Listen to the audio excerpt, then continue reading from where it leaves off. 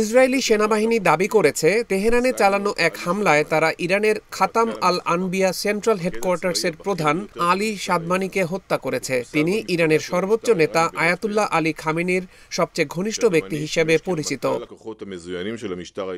গতকাল সোমবার কাতার ভিত্তিক সংবাদ মাধ্যম আল জাজিরার প্রতিবেদনে এ তথ্য জানানো হয়েছে। ইসরায়েলের পক্ষ থেকে বলা হয়, আলী সাদমানি ছিলেন ইরানের সবচেয়ে ঘনিষ্ঠ সামরিক কমান্ডার এবং সর্বোচ্চ নেতা আয়াতুল্লাহ আলী খামেনির সবচেয়ে ঘনিষ্ঠ ব্যক্তি।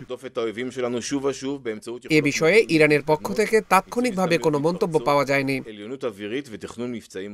এর আগে শুক্রবার ইসরায়েলের হামলায় সাবেক কমান্ডার গোলাম আলী রশিদ নিহত হওয়ার পর সাদমানিকে ইরানের খাতাম আল আনবিয়া সেন্ট্রাল হেডকোয়ার্টার্সের প্রধান পদে নিয়োগ দেওয়া হয়।